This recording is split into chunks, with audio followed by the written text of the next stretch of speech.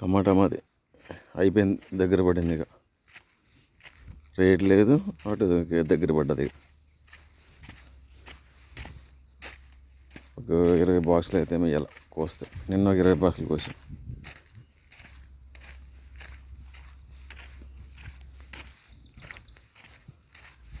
అయిపోయింది, ఇంక గ్రోత్ లేదు, ఏం లేదు. ఇక రేటు కూడా లేదు. ఇక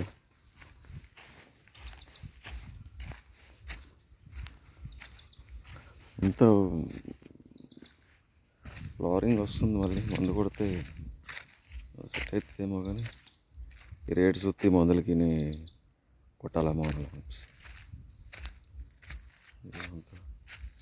అంత వీలింగ్ ఉంది, మళ్ళీ అంత ఫ్లవరింగ్ అంత వస్తుంది.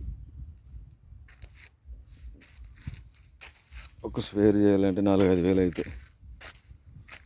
300 రూపాయల బాక్స్, 150 బాక్స్.